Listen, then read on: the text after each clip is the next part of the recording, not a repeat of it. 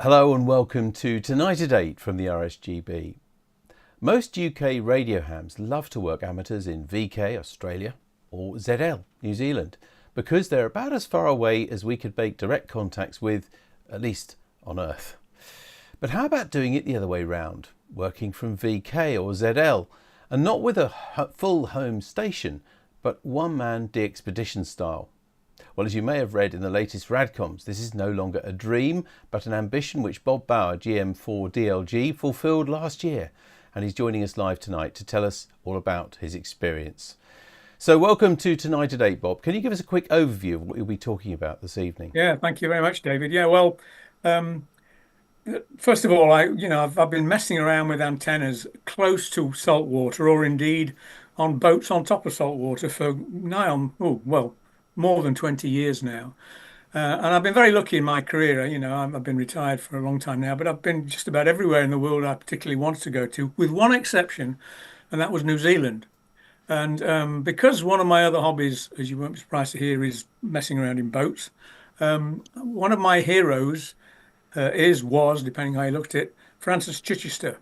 And the other reason for wanting to go out to New Zealand is that Chichester was the first man in 1931 to fly from New Zealand to Australia, and he did it via Norfolk Island and Lord Howe Island. So that's another reason for me wanting to go. I was wanting to do a place I'd not been to before, playing amateur radio, and also in the footsteps of one of my heroes. So that was the motivation for wanting to do this. And I wanted to do it with relatively low power, 100 watts, and relatively simple antennas. So that was the genesis of the idea. And what you're going to hear tonight, hopefully, is demonstrating how I got on. Well, that's lovely, Bob. We're looking forward to it. And if you are watching this on Monday, the 3rd of March, then this is live. And you can ask questions or make comments on either YouTube chat or BATC messaging at any time during the presentation or straight afterwards. Please include your first name and call sign, if you have one, within every message. And note that you can make this video stream fill your screen on most devices, usually by double-clicking on the picture or pressing the full screen button. So now let's go back to Bob to find out more about his incredible adventure. Thanks very much, David, and good evening, good morning to everyone, wherever you are in the world. And this is, as you can see from the title slide, well, I hope it's going to be a AAA talk, but you can be the judge of that as I spend the next hour or so telling you all about my adventures. But it seemed a particularly appropriate title. So let's move straight on to the start of the real McCoy, as it were. That's interesting. I wonder why that's happening. It doesn't seem to want to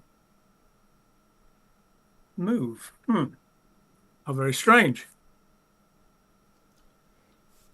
Let me just try another method. Oh, we did see other slides earlier. Okay. Yeah, that's good. Right, we've got you now, Bob. Going the wrong way. Hang on a minute. Going the wrong way. Ah, no, it's the wrong way. If you use your arrow keys to go back, you probably find that works. If on your keyboard, I've tried. Ah, there we go. We're getting some. No, it's going the wrong way.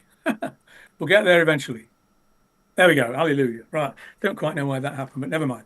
So here is the first slide of the nitty gritty. Now, I want to say straight away that the title there is not me deciding it was going to be an amazing DXpedition. This slide was actually produced by, not by me, but by the secretary of our local radio club.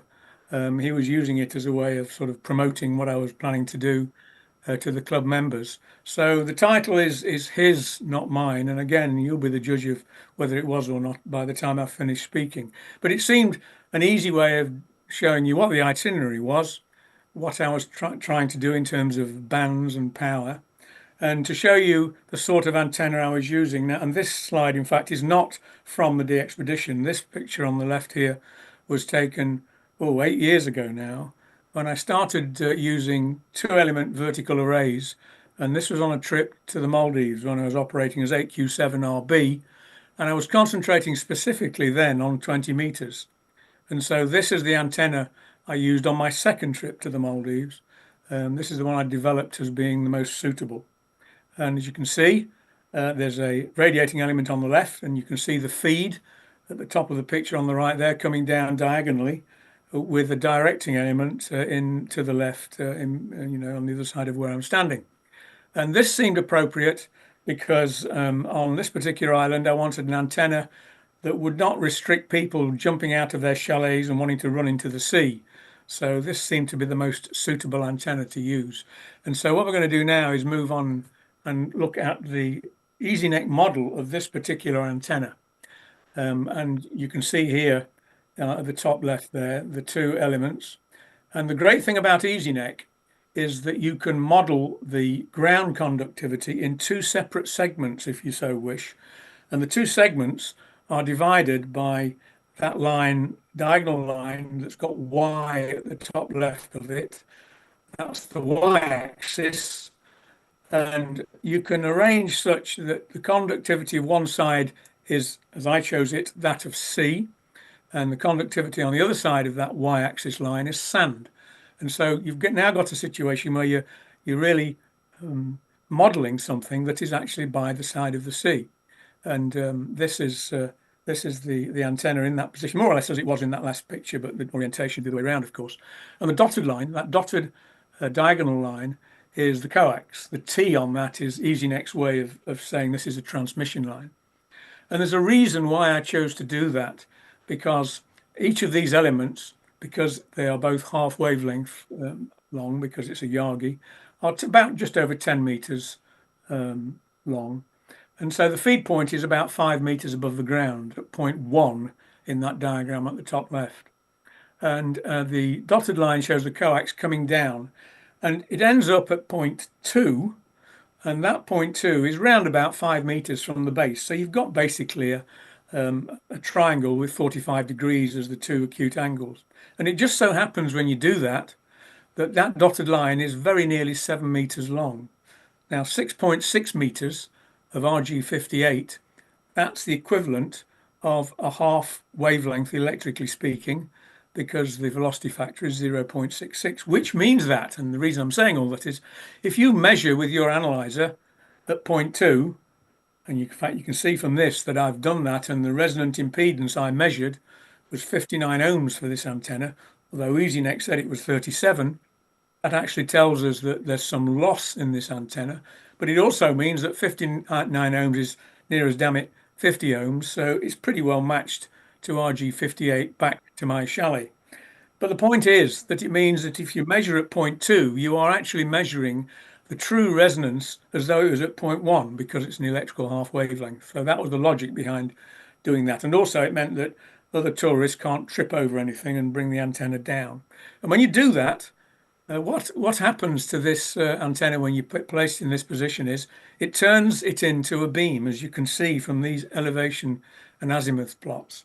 And if you look there, you'll see the angle, the low angle where there's maximum forward gain is just 5 degrees above the sea, with a forward gain of 10 dBi and a front to back of 25 dBs. And also, crucially, and I'll talk more about this later, the antenna beam width, azimuth beam width to sea, is pretty well close to 180 degrees. Not quite, because there's a bit of loss of gain, obviously.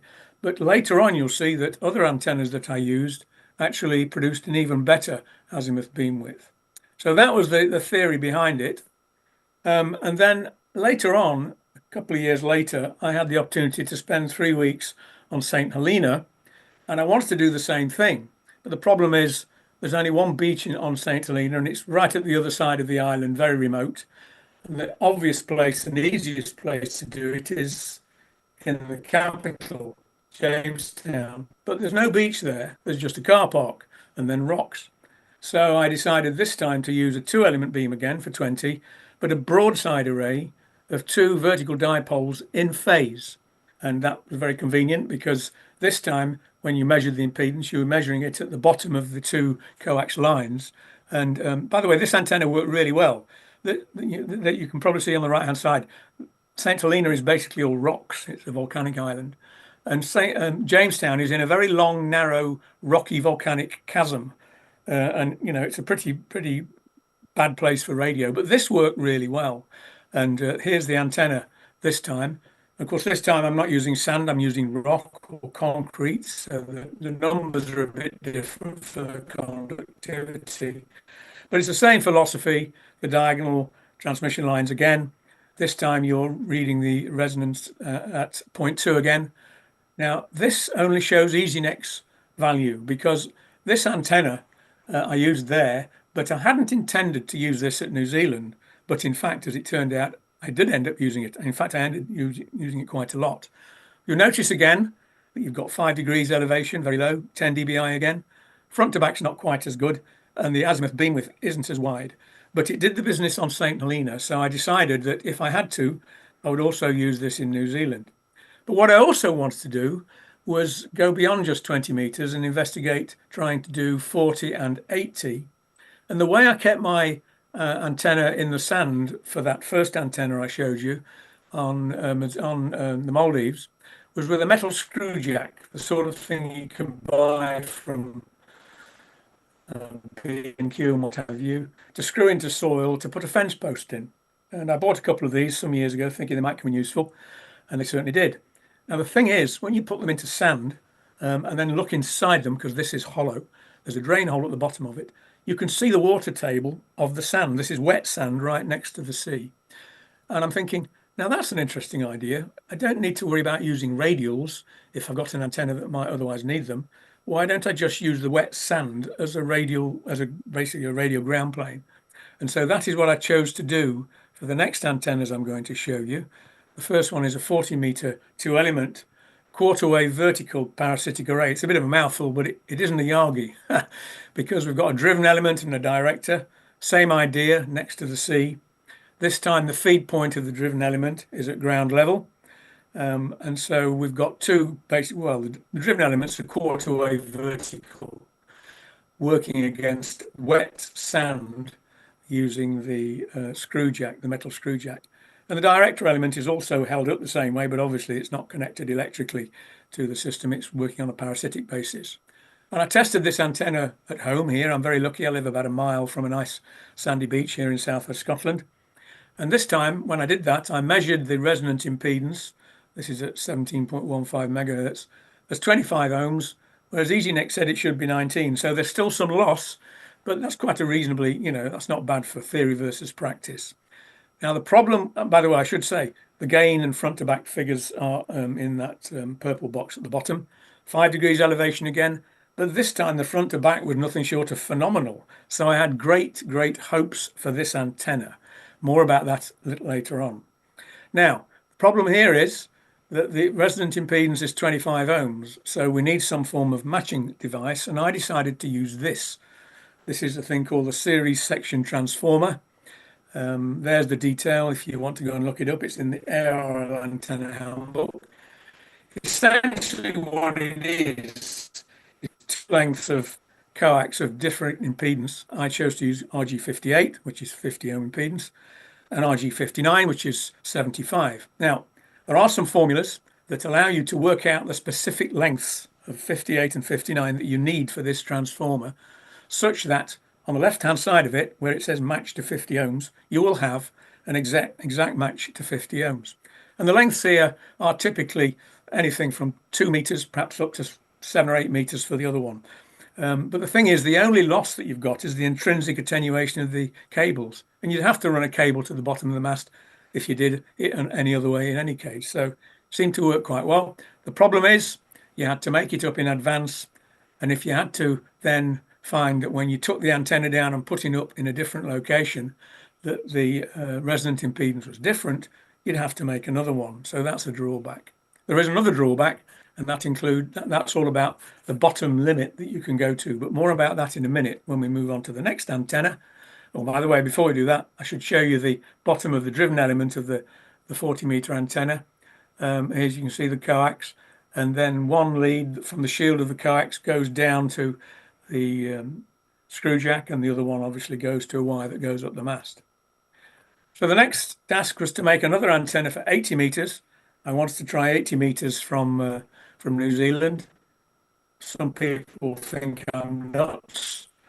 You have to be pretty nuts to want to do 80. It reminds me of a certain US president who said, we do these things not because they're easy, but because they're hard. And 80-meter DX SSB is hard. And this is even harder because in this case, because I was having to pack all this into a suitcase and it needed to be lightweight, I decided to use the same 5 meter, sorry, I should have said 10 meter masts, not 5 meter, they're 5 meters apart. I used the same two 10 meter telescopic masts as I did for the other two antennas, but this time I put in loading coils at the bottom. Now, you look at this picture and think, well, that loading coil on the left there, obviously it's showing that the loading coils are at the bottom of both of those elements, but you can hardly see them. So this is just an illustrative way of showing what the coil looked like in reality.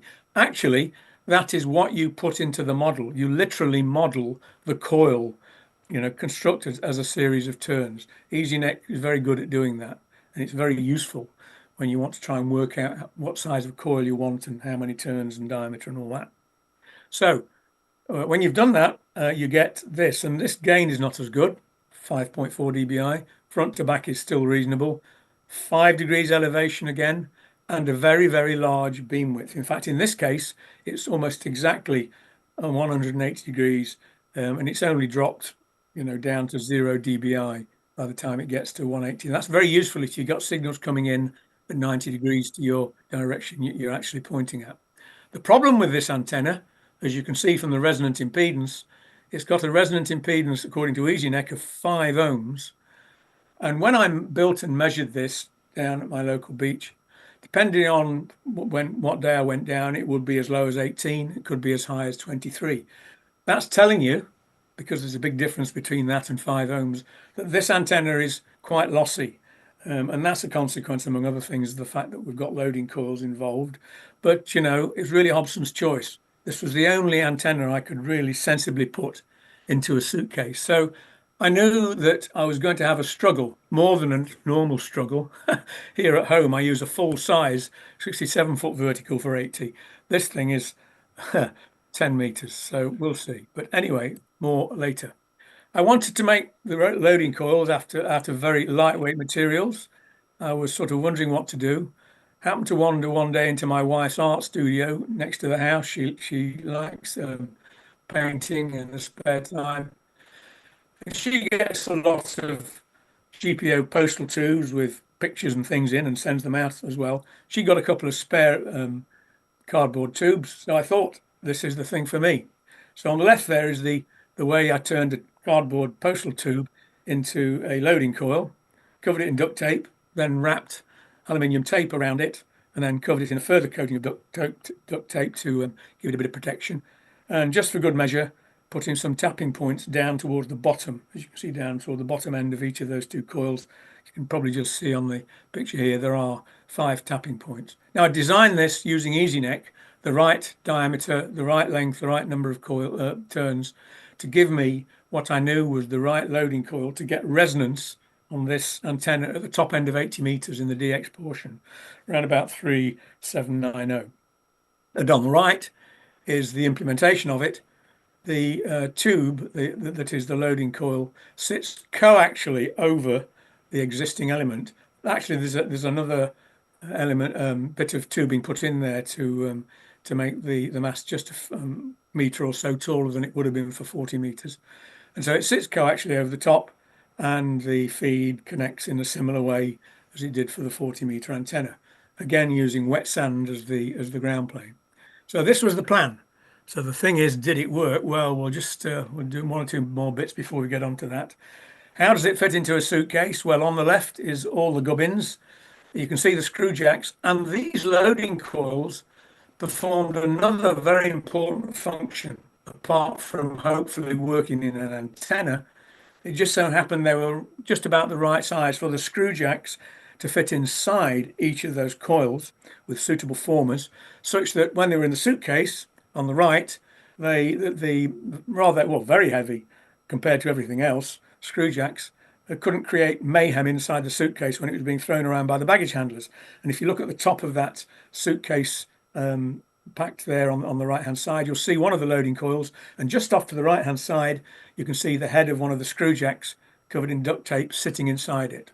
And so all of it you see on the right hand side, on the left hand side of the picture rather, all the stuff there went into the suitcase, with the exception of the rig, which is on the top left there, which is a second-hand FT857D, nothing special. I wanted something relatively light, not too expensive, just in case I lost it, to take with me. And as an afterthought, and I'm so glad I did decide to take it, in the middle of this slide is a standby antenna. I've learned the hard way from DXpeditions that you need to take spares of everything crucial.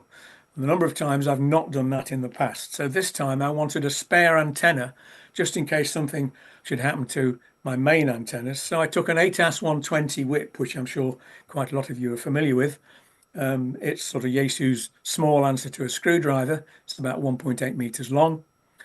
Also in that picture, you can see my standby rig, which is an 857 with a small 50-watt amplifier. Didn't have to use it in the final analysis, luckily, but I did use the ATAS 120 with some fascinating results. I'm so glad I took it.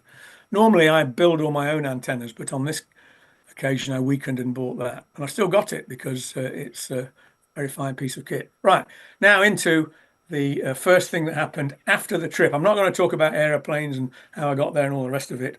All I will say is I flew into Auckland and my first destination was ZL7, Chatham Islands. And to get there, you fly out from Auckland on a small, relatively small two-prop aeroplane, such that to get into the aeroplane, you don't go down a gangway, a covered gangway. You have to get into a bus which takes you out to the aeroplane. I got on this bus. And there was a group of 4 guys standing on the bus with me. And I noticed one of them had a Yaesu cap on. And I thought, it happened to be the guy on the left. Of course, I didn't know who they were then. So I just went up to them and said, I noticed your Yaesu cap. By the way, Lance, I don't know whether you're listening to this from New Zealand. I'm paraphrasing now, so you can scream at the screen if you think what I'm saying you said was not quite the same thing. But in general terms, I said something like, hello. I'm a radio ham, I'm Bob Bauer, and Lance, I didn't know it was Lance then, but just looked at me and then turned to his other 3 guys and said, hey guys, we've got competition. Turns out that I was going to ZL for a week on the same plane as ZL7D, which is this group of 4 ZLs, and neither of us knew the other was going. And I don't know whether Lance was joking. I think he was, because I got to know them all quite well when we were on ZL. But as it turned out, what they were going to do was very different to what I was doing. In fact, they hired a house bungalow up in the high southern part of Chatham Island. And theirs was a 24/7 shift system with, as you can see, antennas, cobwebs and things like that. And they were operating a very different system to me. I wasn't so interested in how many QSOs I had. I was more interested in how far I could get with a very minimal situation using salt water. So we weren't, we were mutually exclusive in that sense. And they were great guys. I had a wonderful time with them. So what about Chatham Island? Well, here we are. We'll just follow that red trail round from the top left round to bottom left. And as you can see, Chatham Island is a very strange shape. In fact, if you screw your eyes up and go a bit further back from the screen, you could almost think Captain Kirk is somewhere around here, because it looks a bit like the USS Enterprise in a way. Volcanic, obviously. And as you can see, that procession of round red circles shows you exactly where I was located. I was located in the only settlement on the island of any urban sense, and even that was only a small village, Waitangi, which is the capital of Chatham Island.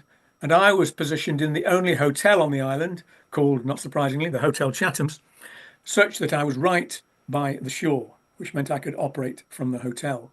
It meant also, if you can see from these pictures, that I was constrained to be really beaming north to northeast.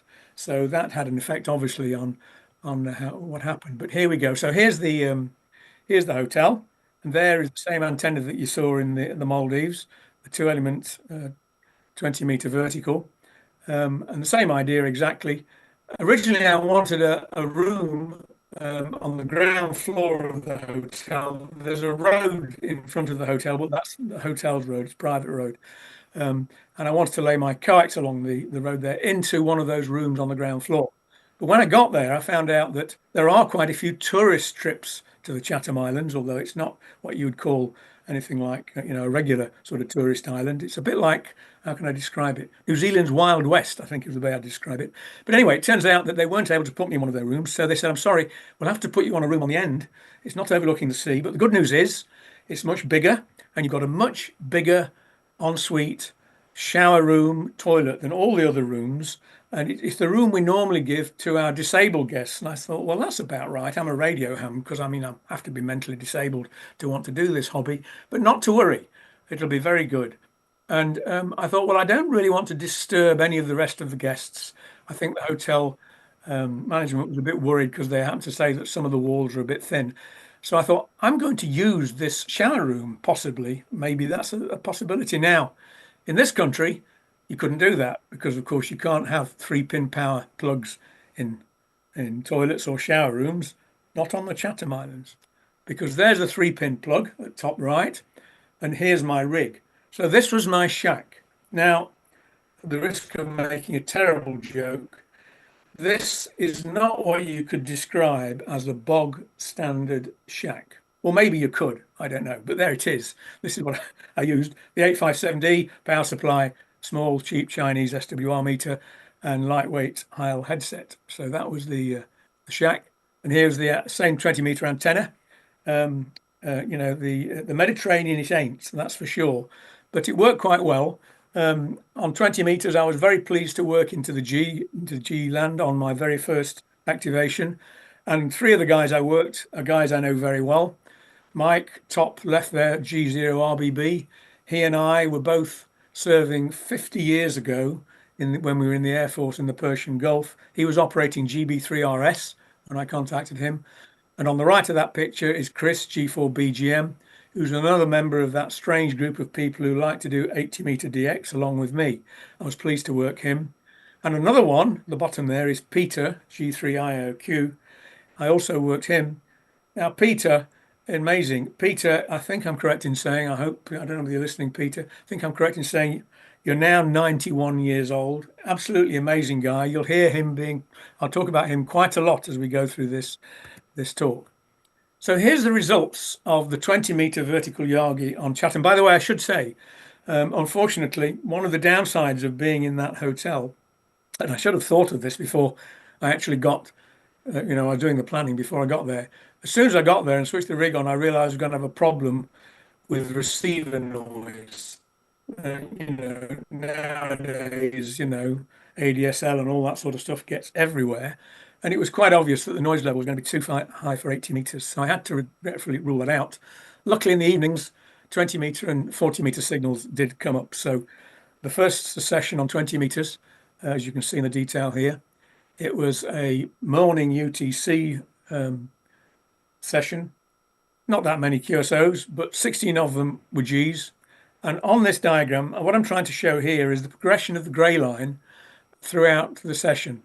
Everything with a blue dot is a contact that took place in the first half of this session from 0655 to the midpoint, which is in purple, 0830. And everything in red is the other half. And you can see the progression of the grey line throughout this QSO.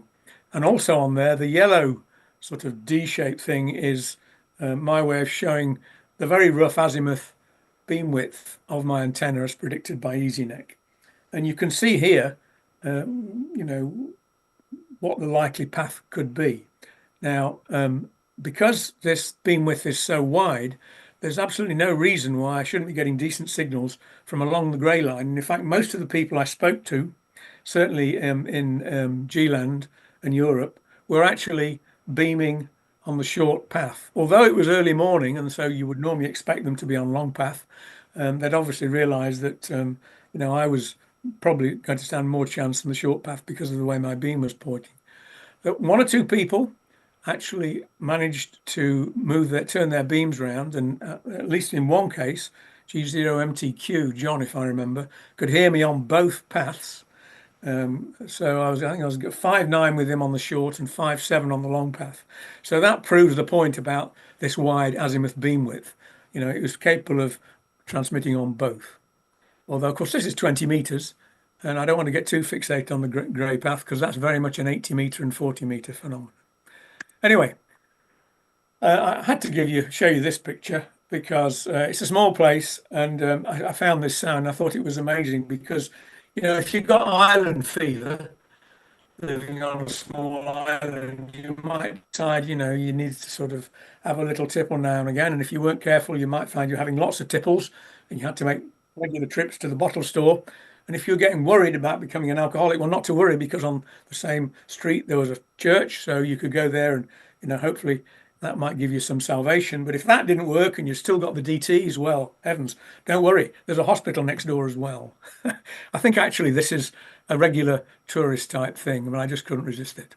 There is one resident ham, Chris, ZL7DX, very nice chap. He's living out in the Bondu. He's not on the grid. He's building his own house. You can just see part of it out the window there on the left. When I went to see him anyway, he was living, this is a year ago now, maybe he's in the house now.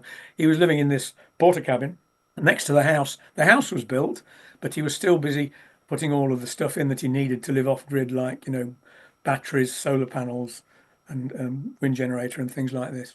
Chris tends to operate on the HF bands and also a 6-meter man.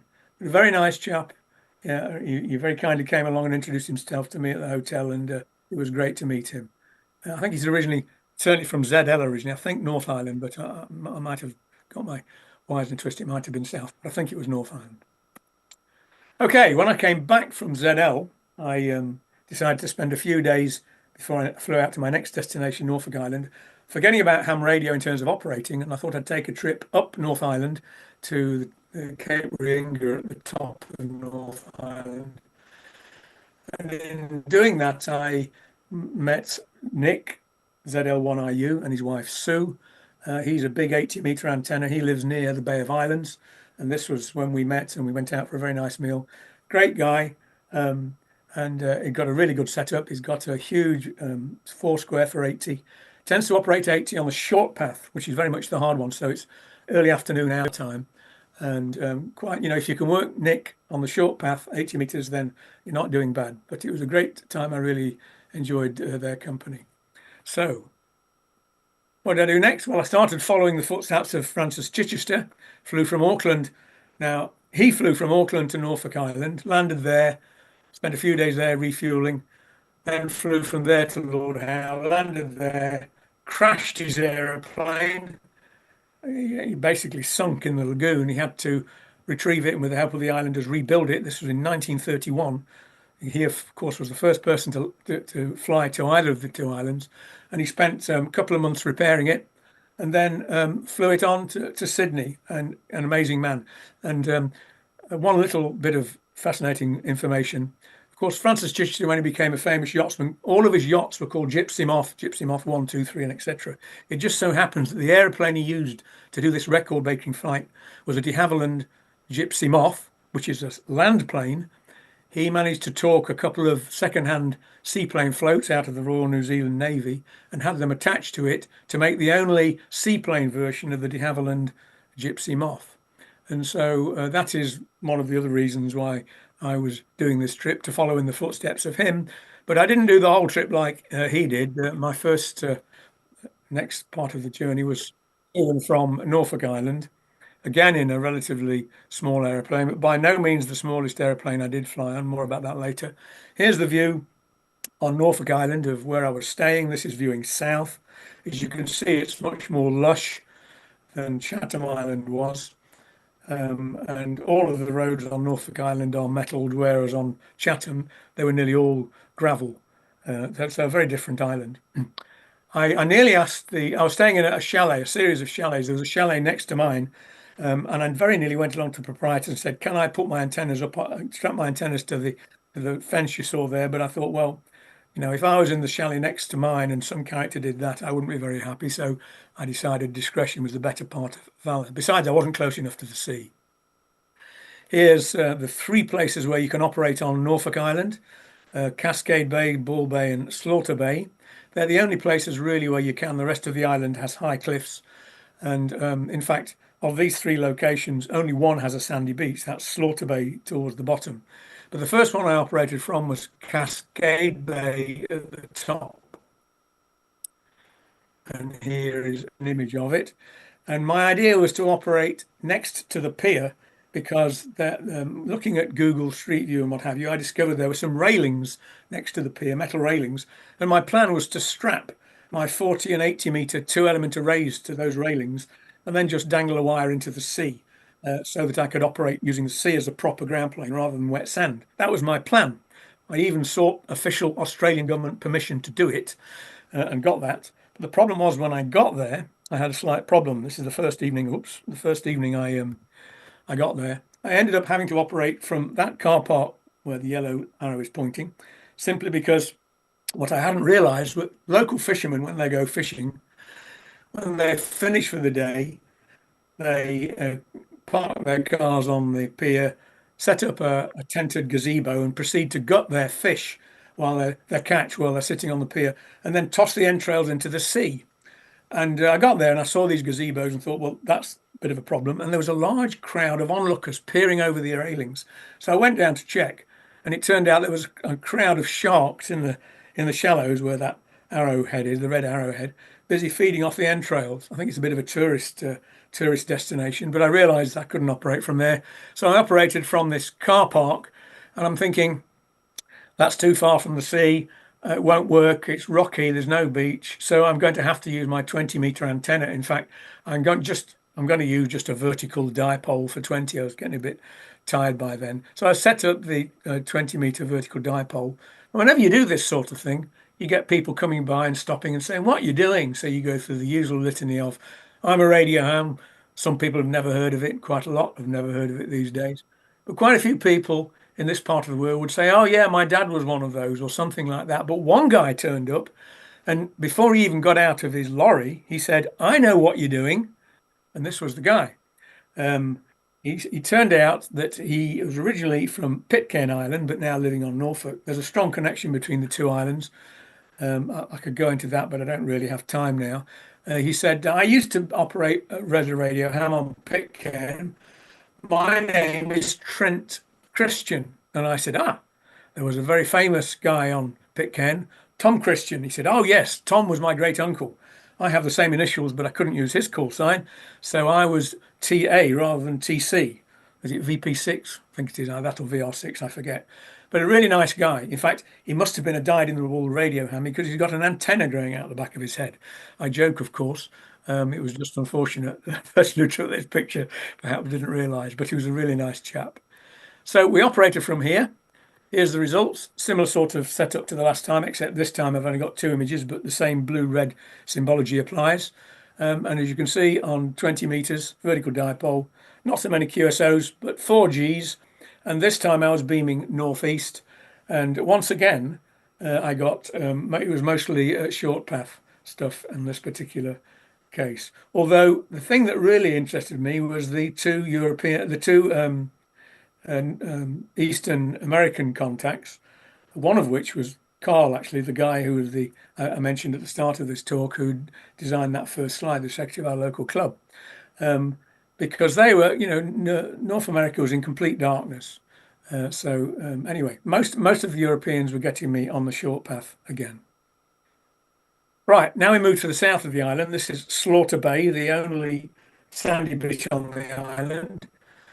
This is a Google Earth image. There's another pier here, as you can see at the bottom there.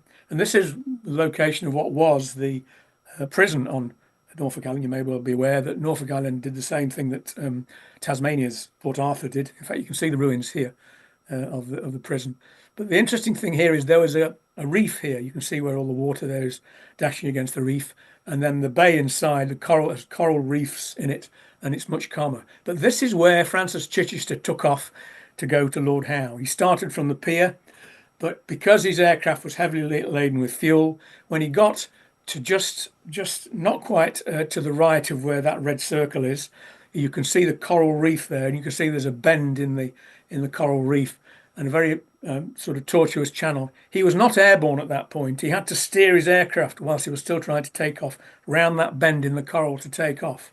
What a man.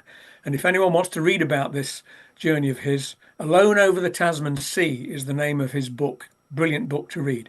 The red circle shows where I operated from on this particular location. In fact, here's a picture I took again, and you can see the red circle shows it. And here is an image looking the other way from standing where the red circle was, back down toward the pier. And this was my 80-meter antenna. In fact, I put this up simply because I want to talk about 40 meters, and I didn't take a picture of the 40-meter antenna. So imagine that loading core is not there, and you get an idea of what part of the 40-meter antenna looked like. And this is I used just a single quarter-wave vertical to start with. Here's the easy neck diagram of it. And this time I had a coax feed of 30 meters, which reduced the gain. It would have been 4.5 dBi if you'd been using much less, very few, only a couple of meters maybe. So it's down at 3 dBi, the front to back's lower, but we've got that same wide azimuth beam width. And once again, some loss in terms of resonant impedance measurements, but good enough that you could not have to worry about at the end of the 30 meters. You're okay in terms of using 50 ohms coax for the feeder run. And here are the results. This time I was beaming south, and once again, it was an early morning session, and this time it was definitely long path. All the guys, most of the guys I spoke to were confirmed that it was long path. Interestingly enough, of course, you can see that I've had a contact there in Oregon, Bob W4KNI, W9KNI, if my memory serves me correctly.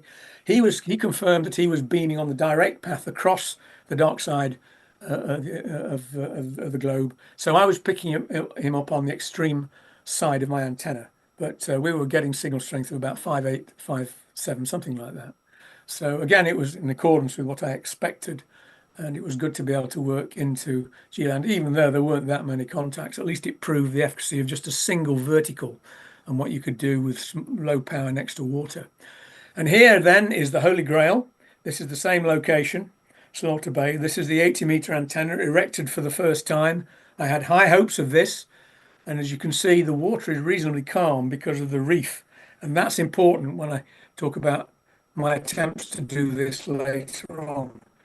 And as you can see, therefore, the water's reasonably calm, and it had to be because the feed point of this antenna obviously isn't that very far from the level of the sea, especially when the tide comes further in. So there's another picture of the antenna there from the side. So I put it on, connected it all up, I went to the top end of 80, and I could hear straight away 3 stations who I instantly recognized. These are all guys from the group of guys who like to do 80-meter DX, but they were all very faint, and I knew from personal experience of using 80 that I'd very little chance of being able to work them. That's a picture, by the way, of Rich, taken when I went to see him in Vermont a couple of years ago.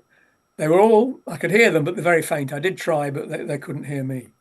However, then a guy came on who I'd not met at this point, but I'll talk more about him later, because obviously from this picture I did, but that was later on when I was touring ZL itself. This is Ron, ZL4 RMF. Some of you who may have listened on 80 will have heard of him. He was a stalwart on the band, like a beacon of light on South Island for us guys in G-land.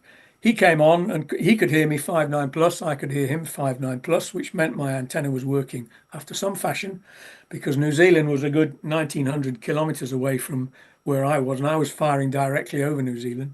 And he attempted to try and get the guys to he was saying, look, Bob's there, can you hear him? But it just didn't work, unfortunately. And in fact, we were joined not long later by another 80-meter stalwart, Dave, ZL2OK on North Island. Again, I'd not met him at this point, but you can see from this picture I ended up doing so. And he also tried to help, but it was not to be. The next day, I thought I'll try again. This time, Dave didn't come on frequency, but I was putting out CQ calls, and I heard Dave, GW3XHG, come back. Yeah, well, he couldn't hear me. I could hear him at 5 and 7, and I'm thinking, I'm almost there. Ron came back on frequency, told Dave I was there, and despite Ron's efforts, Dave just couldn't copy me, which was a great shame because I was almost there, but not quite. So I realized that, the loading coil problems I thought might happen when I was testing it in the UK certainly weren't helping. Then later on, Peter, G3IRQ, I mentioned before, emailed me to tell me that he could tell I was there, but not strong enough for a QSO. So I was inching closer and closer to this Holy Grail, but I hadn't quite made it. I was packing things up after that unsuccessful session, I happened to meet Nick, VK9DX. He came down to find out who this guy was who was doing ham radio on the island, because he is the only active amateur on the island. Some of you, in fact, quite a lot of you may have worked Nick on HF. He's got a 40-meter square, four square, and HF antenna, other HF antennas as well. Hell of a nice guy. He invited me back to his house. There he is with his good lady wife, who for the life of me, I'm afraid I've forgotten her name. That's one of the joys of getting old. Nick, if you're listening, my apologies. But they were really, really hospitable, both of them. I had a wonderful time meeting them, and it was absolutely great. Really nice chap. He lives most of the time on the Australian mainland. He's a clockmaker by trade, of European extraction originally, but has now bought a house on Norfolk Island as well. And so he spends his time sort of half and half. Now, there's one place I didn't visit. You'll remember that first slide of Norfolk Island, and that was, I hadn't visited up to this point, and that was Ball Bay. Ball Bay is semicircular, obviously a volcanic crater or something like that. Now, this is a Google Earth image. It shows just rock, no beach. So it meant that a 40-meter or 80-meter antenna wasn't going to work because they needed wet sand. But I thought, well, I better go and visit it just to make sure, I mean, who knows, maybe there might be a bit of sand. So on my very last day, I decided to drive down there just to check. I was thinking about spending some more time at Slaughter Bay, having another go on using the sand there on 80, but I thought, no, I'm probably never going to come back to Norfolk Island. I better do it. So I drove down to the Ball Bay, and then I found, to my amazement, that there was a wooden fence there, which I hadn't seen. It wasn't visible on Google Earth. And of course, instantly I thought I can put up my 2-element broadside array here, the one I used on St. Helena. So I did. And this session I had here was really quite magical. I'm sure the effect of the high cliffs, close semicircular high cliffs, had some sort of super reflector type effect on this antenna, because these are the results. And Peter, God bless him, heard me and he said, "You're 5.9 plus 10 dB," which was absolutely amazing. This is long path, by the way. Most people who I contacted to find out what their beam headings were subsequent to being there confirmed it long path. And his, I think, was the best report I got from this session. And also Chris, G4BGM again, and another 80-meter stalwart, Phil, G4DCI. So that's why I'm grinning in this picture. And you can see the car there. It got as close as I pretty well could there. So the feeder length was quite low. And here's the same sort of propagation diagram I've shown you before. As you can see, again, I was beaming on the long path, and most of the responses were also on the long path as well. So, but this time, you can see I got a lot more contacts in the States and also in South America. And it was only after I got back, I wish I'd have thought at the time to ask people what their beam headings were, and I didn't. I don't know quite why I didn't. It was only by doing it using emails after I got back. I discovered that most of the Americans were actually beaming directly at me across the dark side of the planet, which was interesting, and coming in on the side of the beam, as you can see from where my beam was pointing.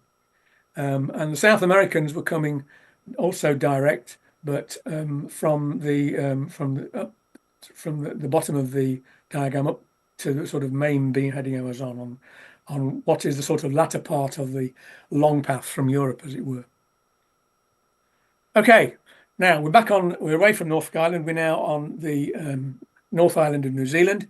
I'm not going to spend much time talking about the other places I worked. I did work from 2 other places on New Zealand, but the big problem with all of New Zealand for me, and it's something I should have done in terms of working out before I went out there. I did a lot of time investigating all the places I want to operate from, but I had not allowed for the fact that nearly all of the coastline of New Zealand, there are no reefs. There's a lot of ocean coming all the way across the South Pacific from South America. And not naturally, there are large breakers. Why I didn't think about this before I went, I don't know, which gave me a problem with my antennas for 40 and 80. In fact, this particular location, the one you can see with the red circle, Prairie Beach, which is, as you can see there, was the only place of the other places I tried to operate from on the North Island where I stood a chance of doing 80 meters.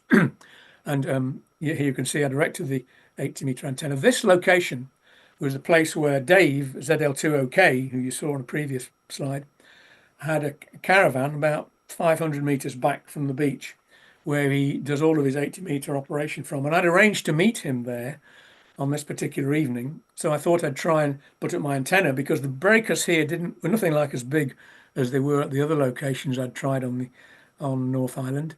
And so I erected the antenna, looking kind of happy, thinking that this is going to work. But when I got the analyzer to measure the resonant impedance, it wasn't the 18 or 23 ohms that I mentioned that I'd measured previously at home, and also when I tried it on Norfolk Island. It was showing a really high complex impedance with some reactance term as well. In fact, 77 minus 25J sticks in my brain. And I was horrified because my worst nightmare had come home to sort of roost, as it were. It meant I needed to design and build a brand new series section transformer. It wasn't very far away from sunset. Dave will be coming down to meet me pretty soon. And I was in a panic thinking, it doesn't look as though this is going to work after all. And then shortly after this picture was taken, Dave arrived and he helped me take the antenna down. And so my chances of operating 80 meter from this location under my own steam were dead. However, we did go back to, and here's Dave and me, by the way. I'm looking a bit stressed because this is after we'd taken the antenna down and I could see my 80 meter DX dreams starting to disappear in smoke. But Dave took me back to his caravan and here it is. It's been there quite a while. And you can see his antennas there as well. And he and I, and he let me have a go at working the 80 meter DX again back in the UK from this location, which was great. So I did operate back to UK, but not with my own gear and with much better antennas. Dave uses a high dipole. You can see here he's got some other HF beams as well. So you may have heard him on the air, you may have worked him, I don't know. And now a bit further down New Zealand, we're now no longer on the North Island, we're on the South Island. The same problem came to haunt me as I drove down the South Island. The breakers were too big, there were no reefs. And then I found another problem was the wind got up and the beaches, because they were of relatively young volcanic origin, a lot of them weren't sand, they were volcanic pebbles, sometimes quite big ones. And this was one of my unsuccessful attempts. There's the camper van I used. There's the 80 meter antenna after an unsuccessful attempt to try and use it as I was going down the eastern side of South Island.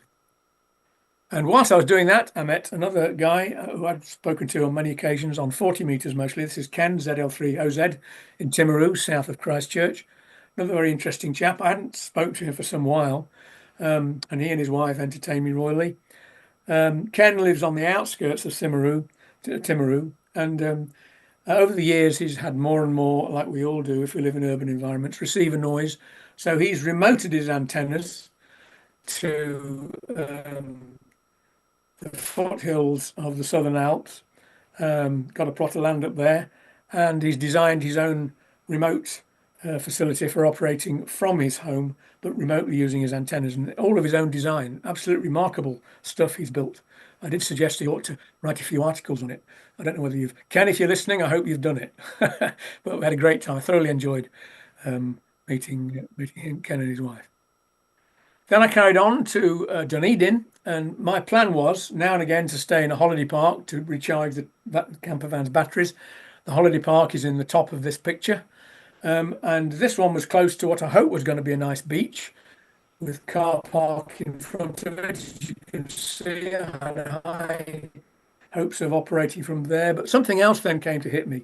The problem here was this image from Google Earth doesn't show you the height of the terrain very well. And I didn't realize until I got to the car park itself, you couldn't see the beach from the car park. Those bushes are actually trees and you just couldn't see the beach. And there were breakers as well. And I thought, no, this is another no-no. I was getting desperate by this time.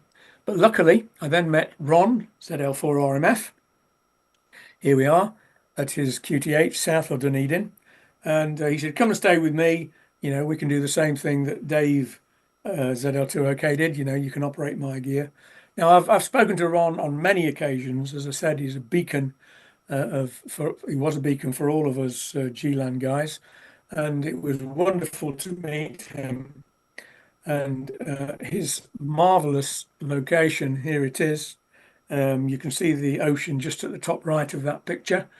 And Dunedin is pretty well straight at the top of the picture, maybe about 15 miles north. Wonderful setting on top of a hill there, quite remote. And that explains why he always had a very good signal. Now, I had a great time. And of course, after I left Ron, as I shook him by the hand, I thought, I don't think will I ever see him again, because I don't know whether I'll be coming back to New Zealand again. Neither of us are spring chickens. Well, in August, some months after I got back, I had an email from his nephew to tell me very regretfully that Ron had died. So it is a great shame, I have to say, for Ron and for all of the rest of us, that Ron is now a silent key, which is absolutely very unfortunate indeed. I think he went before his time. Anyway, onward. As I was driving from Dunedin to the other side of to Queenstown on the other side of South Island, I had an email from another 80-meter DXer. I don't know whether, Chris, you're listening to this. Chris G4MN, an email to say that he had heard me when I was trying to get Ron to help me work Dave in Slaughter Bay on Norfolk Island. You remember I said I could hear Dave? That's GW3XHG at 5 and 7. He had just walked into the shack and he could hear me at 5x4. But unfortunately, by the time he got himself settled and he just switched his amplifier on to get it to warm up, we'd all left the frequency. I was almost beside myself. Now, if Chris and Dave GW3XHG had been one and the same man, I would have had a valid QSO, but it was still just that smidgen away. So on we go. So here we are on the other side of South Island. I originally wanted to stay at a coastal location further south than where you see here, but in fact it turned out to be not usable by Freedom Campers, so I had to keep driving. By the time I got to this place, Bruce Bay, I was very tired. I didn't have the energy to put up any of my proper antennas, if I can use that term. I thought, I'm just going to stick up the ATAS 120. I haven't got time. I'll put up a couple of radials. You see there's radials there, Y radials. I just made them up 5 meters long, pointed them out towards the sea over the rocks, and thought, this isn't going to work. For a start, it's the evening local, which is early morning UTC, and I'm beaming on the short path towards the UK, at least I thought I was. So they'll be all beaming long path. That means their signals will be coming over the top of the Southern Alps into the back of my antenna. It won't work. Well, I was amazed because this was the result. Not very many contacts, but I got all of these European contacts with an ATAS 120 with 100 watts. And the signals, and this was confirmed by not all, but some of, and I say not all, I think I got results. Where did I get results from?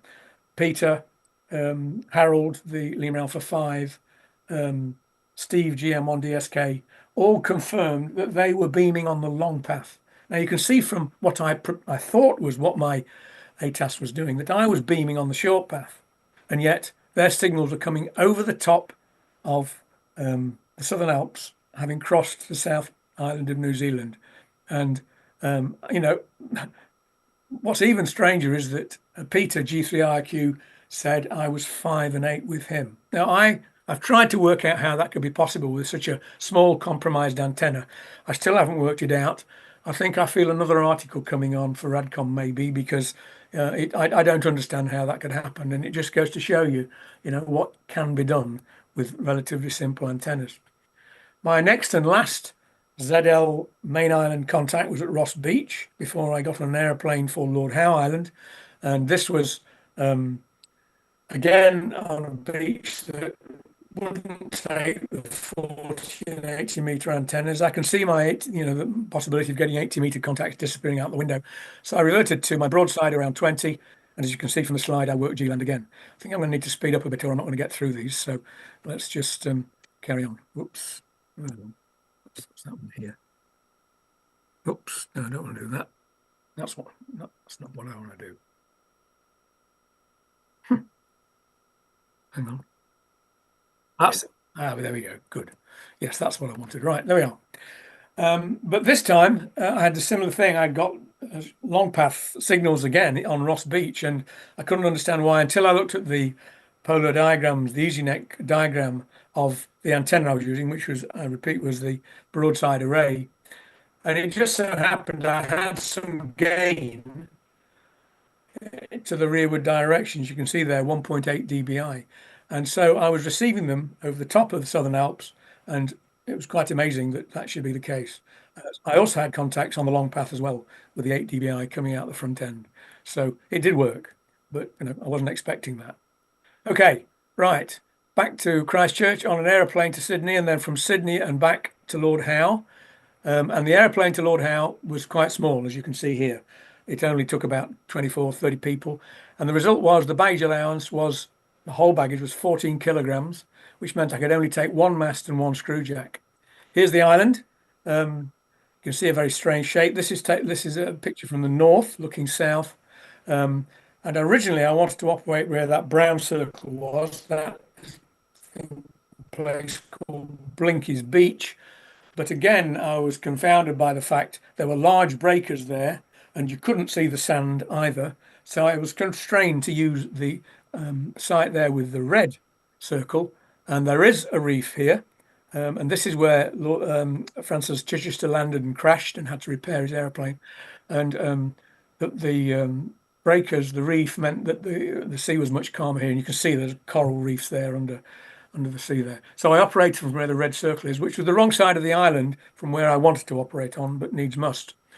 And here is a picture of that red arrow, shows exactly where I was. And you can see these huge mountains at the south end of Lord Howe, which I'm pretty sure did something similar for my signals as happened at Ball Bay on Norfolk Island, where I had those high cliffs behind me. And by the way, you can just see here, just below that red arrow, that thin grey strip, that's the runway, very short runway, only 500 meters long, which is why, of course, I had to use a small airplane and very small baggage allowances. So I only had one mast for each of the antennas. Here are the three I tried.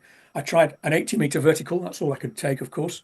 I tried 20, the dipole, and a 40-meter vertical for that band. And so this was from that place. So on the last slide, this is Cobby's Beach. Again, where the lagoon is, and this is getting a bit more like sort of Mediterranean. This is a tropical island. It's a marvelous tourist attraction for Australians and anyone else. Wonderful place to go. And there's the antenna. Car was about 10 meters away, so I had a very short cable run. Now this is the easy neck diagram for the vertical dipole, 10 meters of coax, and that was the gain and elevation front to back. Again, you can see it's very similar to the previous ones I've shown you. This were the results on 20 meters. Again, spectacular. But this time, I thought it was about time I tried operating under proper short path conditions. So in the early evening UK time. And this time again, because I was on the side of the island in Cobby's Corner, I was actually beaming towards the west. And so again, the signals were coming, I think, around the grey line. Maybe they weren't, into the side of my antenna. But this was a very successful activation. But the interesting thing was this time, as you can see, I had quite a few contacts on the eastern seaboard of the States. But subsequent questioning of them told me that they were all beaming, not west, but east. So their signals were coming 3/4 of the way round to me. I'm not quite sure what the propagation path was. Presumably it went across the daylight path to the east, then hit the grey line, and whether it came round the grey line or whether it continued going around the darkened side of the earth, I don't know. Perhaps you people maybe operate 20 meters more than I do, because I only did 20 meters on this trip as a bit of fun. Would know more than me, but the propagation path is interesting. And this is the 40-meter vertical I used on Cobby's Corner. You can see the figures there, slightly less gain, still at 5 degrees. elevation, still a very broad azimuth beam width. And these were the results for 40 meters. Again, short path, evening UK time, and again, quite reasonable results for 40, I think. I thought I want to try to see if I could find another site on Lord Howe Island that was on the east coast. And I did search and I couldn't find one right next to the sea, but I did find one, as you can see from this picture, that was a bit inland. In fact, it was on a grassy area. And the nearest I could get to the sea was 200 meters from the edge of the sea cliffs, which are just off to the left there of the picture, just beyond those 3 big fir trees. And put a vertical dipole up again, strapped to some bushes. But the thing is, when you do easy neck modeling of an antenna in this position, just 200 meters from the sea, the effects of sea being next to the sea, as you saw in the previous easy neck plots, disappear. When you model this, it basically turns into just anywhere inland. And so it becomes omnidirectional, which is why that circle around this point, Jim's Point is the name of this location. The yellow circle shows the omnidirectional pattern of this antenna, according to EasyNet. And I thought, well, it's worth a punt. I mean, I don't suppose I'm going to get much. It's omnidirectional, nothing like the same gain. But the thing was, I was somewhat confounded because these were the results.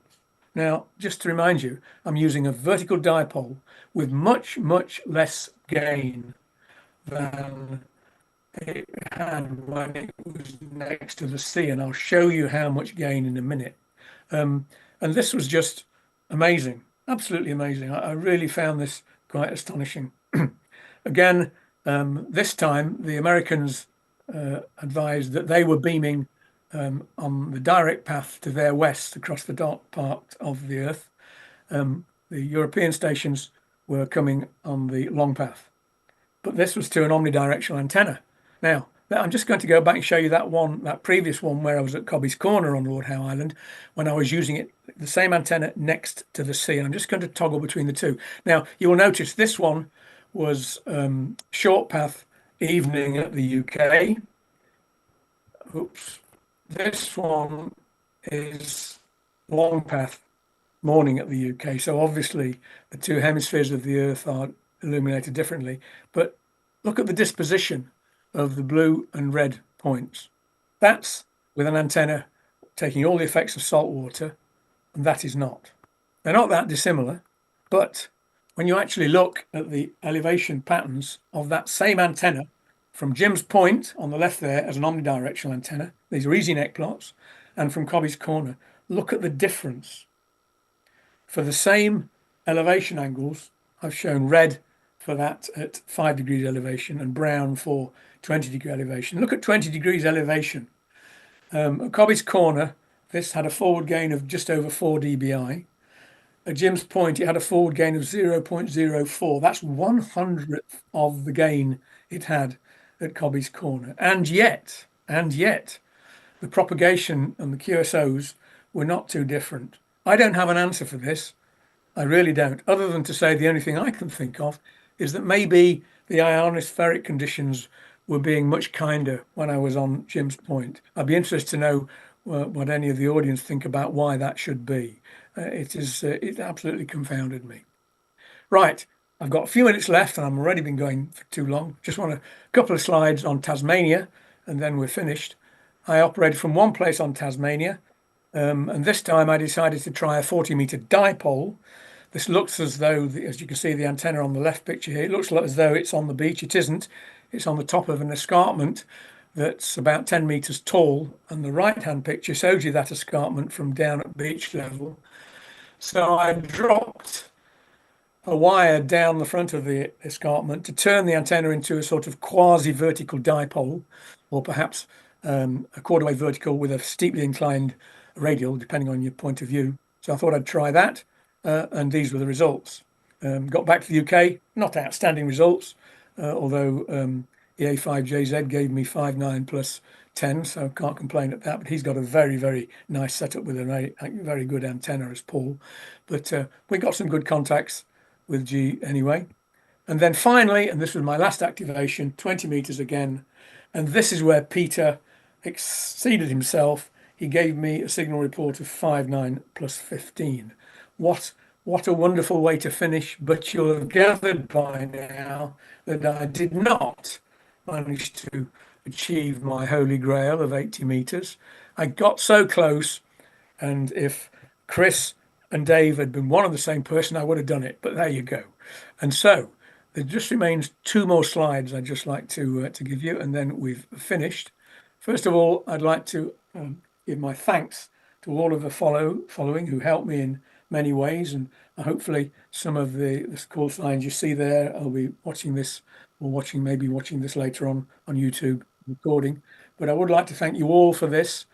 Without your inputs, especially those who took the time to respond to my emails asking for beam headings, which, next time I go on a DXpedition, I should be wanting signal reports and beam headings. I've decided that. But it was great, especially since from quite a few of you, I found out that you were receiving me on both the long and the short path, which is just amazing. And finally, and a special thanks to Peter G3IRQ, because he worked me from just about all of the sites that I operated from. Not all of them, but certainly, above and beyond the call of duty, Peter, if you're listening, well done. And then finally, on a more somber note, I'd like to finish with this.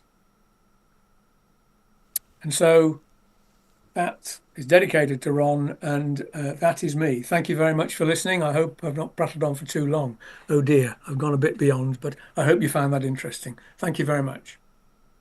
Thank you very much, Bob. Don't go yet, please, either you or everybody at home, because if you've got any questions or comments you'd like to share and haven't done so already, please do so now on either YouTube chat or BATC messaging. And please don't forget to include your first name and your call sign in every message if you have one. So Bob, I want to ask you first, we've got a couple of questions coming up, by the way. I'll first go to Neil M3VWN, who says that hotel, which is the one earlier in your talk, was super convenient for the antenna, as was the loo, he said, with a smiling face, which was right, wasn't it? Yes. But I mean, you had quite a variety of working from both premises and things like your camper van and things like that. What was the most effective, do you think? Did it really matter? I think, in fact, there's several answers to this. But the thing is, I've spent a lot of time thinking about all the trip afterwards. In fact, many, many hours trying to make sure I've got all the records and what have you. And I came to the conclusion of all of the things I did, the best thing was from the small islands, Norfolk Island and Lord Howe, because all I needed was a hire car. I was staying in a accommodation on the island, but it was only a couple of miles in any direction to get to coastal sites, and that was by far the best because my cable runs then were much shorter as well. So, I wasn't getting attenuation for cable runs of 30, 40, 50, 70 meters in some cases on ZL main island. And so I think the answer is that would be my choice, because also it also minimized the possibility of, receiver noise. And I should have thought through the ZL one, because I could have, if I'd have really planned it, possibly operated from some of the beaches. The problem with ZL was, as I said, I think I mentioned, the roads are all just gravel roads, and if you once you've left Watangi, it's very much like the Wild West. If you broke down in the evening on the way back from a location in a 4x4, there's no nice RAC and all the rest of it, and so it's not quite the same. So I think the answer is somewhere like Norfolk Island and Lord Howe Island would be my choice of being the best places to do this sort of thing. Okay, thanks, Bob. Now I've got a question for you. You did actually sort of slightly skip over it earlier on. I'm going to pick you up on it if that's all right. About the airport, because you packed that suitcase full of all that gear, and I was particularly thinking as you were showing it, the cardboard tube that you used to wrap around all those coils. And as someone who used to travel quite a lot in my business as well with electronic gadgets, things that weren't always obvious, how did you get on at the airports with that sort of suitcase full of stuff like that? This is the fascinating thing. I think I said in one of my RadCom articles, I fully expected to get hauled before security, and say, what are these things? It was in my whole baggage, of course. It wasn't in, it wasn't. I wasn't allowed to get it onto the airplane hand baggage, obviously. But I fully expected to be called back, to the check-in desk, and I wasn't on any of the places I went to. No one asked anything about the metal screws. But the crazy thing was, I knew very well that all my tools, soldering iron, all the spanners and all the other paraphernalia you take with you had to go in my whole baggage. Anything that was, could possibly be construed as a weapon. I took my radios and, my antenna analyzer and all that on my carry-on. But I thought I was being completely scrupulous about my tools. But I was getting tired towards the end, and I think it was on the trip from Sydney to Hobart to Tasmania. I got a little bit, perhaps a little bit alakific when I was packing stuff. And I got to check in, trying to go through security with my hand baggage. And my goodness me, it's a Qantas flight, and the Australians are really hot on this sort of stuff. And I got stopped and said, "I'm sorry, sir, the X-ray shows a tool in your hand baggage. It looks like a spanner." And it was a 6 mm spanner. It was about the same length as my finger, right? And he said, "I'm sorry, this tool is 1 centimeter too long. You will have to put it in whole baggage." I said, "But," in fact, he didn't even say that. He said, "I'm sorry, I'll have to confiscate it." And I said, look, it's essential. I need it. It's the only tool I can use to erect my antenna. I'll be in a remote area when I'm doing it, But he wouldn't budge. And I said, well, in desperation, is there any way I could rush back to, the whole baggage check-in and to see if my large bags have gone through yet? He said, okay. So I rushed back there, and they'd all gone, of course, by then. But the guy behind the desk looked at me because I was obviously panicking by then. He said, "I tell you what, we've had this happen before." And he brought out a bag. I didn't think to show it, but it's a shopping bag, plastic shopping bag style thing, open top. And he said, "Now, this is what we give to customers who have this problem, and then we can put this in the hole as an extra bag." And he said, "What is your item?" So I showed him this tool. And he said, "That's a bit small. And in any case, our weighing scales don't work if it's less than 2 kilograms, normally for heavy suitcases. Have you got anything else you can put in?" So I went rushing back to, hand baggage to carry-on security and said, "Look, those rolls of duct tape that you said I couldn't take as well, I wasn't worried about those, but can I have them? Because I'd like to take them back to the main bag check-in." So they gave me them, and I got back, put these rolls of duct tape in this bag, put this tiny spanner in, and it weighed 2.1 kilograms. So it went with my big bags. That's the only problem I had in the whole trip. The moral of the story is, don't take tools of any size in your carry-on. Absolutely. And I know it wouldn't apply to you, but I'll just give a tip now from my experience way back. And that is, if you take equipment on that isn't everyday sort of equipment, try and take something like a brochure with you that explains what it is. And that was a good tip that someone gave me a long, long time ago for traveling. So when it comes to amateur radios and things, some of the stuff, especially antennas, do look a bit weird. I mean, the ATAS as well. I mean, the ATAS is what, for those watching who don't know, an ATAS is what's called a screwdriver antenna. It's motorized and all very compact and commercial and beautifully made, isn't it? And yet that must have looked really odd on X-rays. I can almost see the eyebrow raised by the person working the X-rays, Amazing, but there you go. So I don't know. It's just one of those things. But yeah, no, you're absolutely right. I always took a copy of my license, obviously, with me to make sure, just in case anyone wants to know, what it was all about. But amazingly, no one asked to actually see or the radios. No, I didn't get stopped for any of that going through That's security. amazing. Yeah. I was really surprised. Yeah. Yeah, absolutely.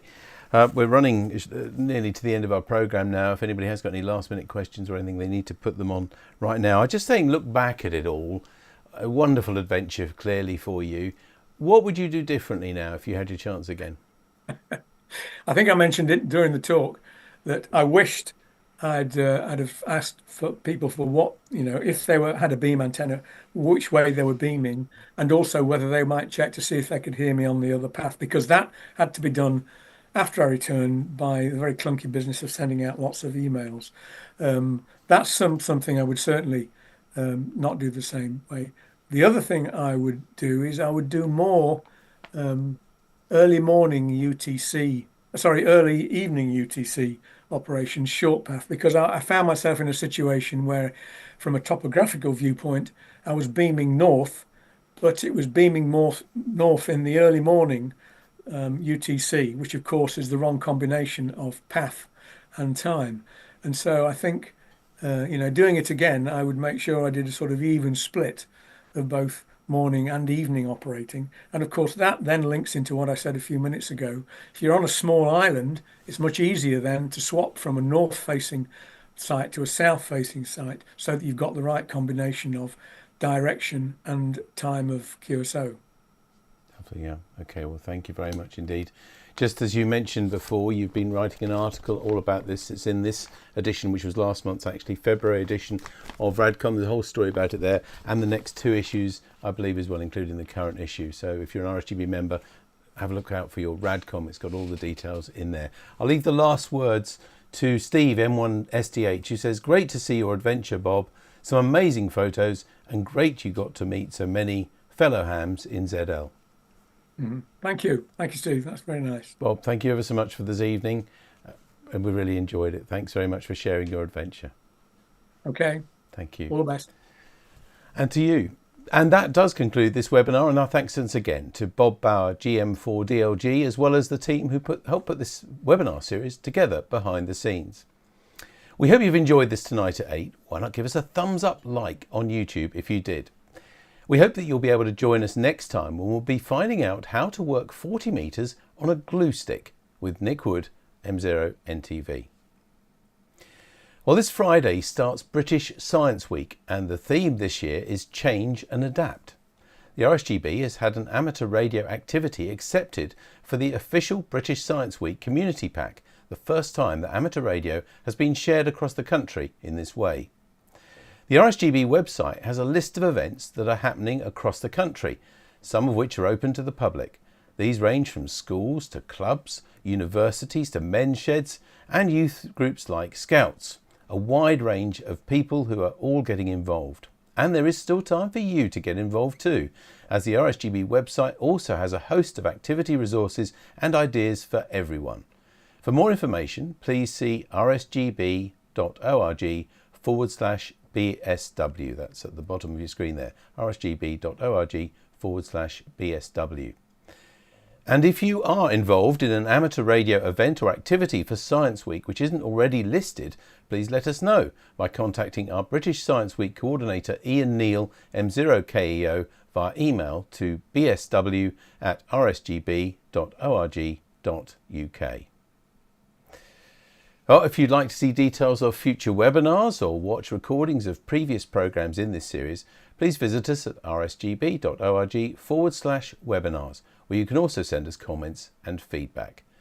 And if you subscribe to the RSGB's YouTube channel, you'll be notified of all upcoming Tonight at 8 webinars, as well as other new videos and presentations from the Society on a wide range of amateur radio topics.